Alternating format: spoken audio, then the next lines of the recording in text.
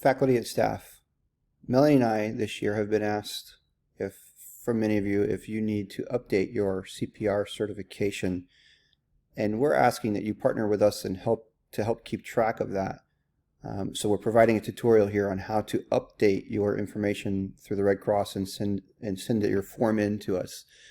We've provided a Google form here for you to upload your information. So you'd simply put your name, the date of your certificate, and add a file here and upload it through the form. In order to find your CPR certificate, if you've taken the course with us, your information will be here in the Red Cross website under the Find My Certificate tab. You simply put in the email address that you think you used when you took the course with us. Under your email address, once you click Find, it'll show any of the courses that you've ever taken through the Red Cross under that email address.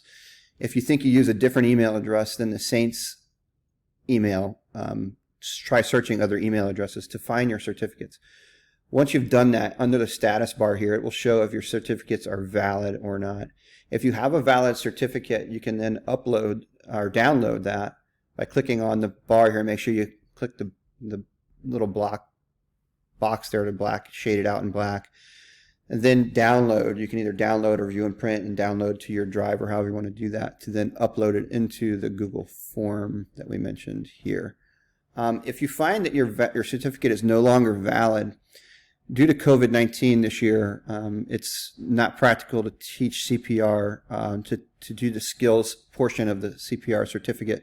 So we're asking that you do the blended learning course, and when you're done with that course, you'll have a certificate there that you can also download and then upload into that same Google form. And Melanie has put together a instruction sheet on how to start the blended learning course, which is right here. Thank you for your help.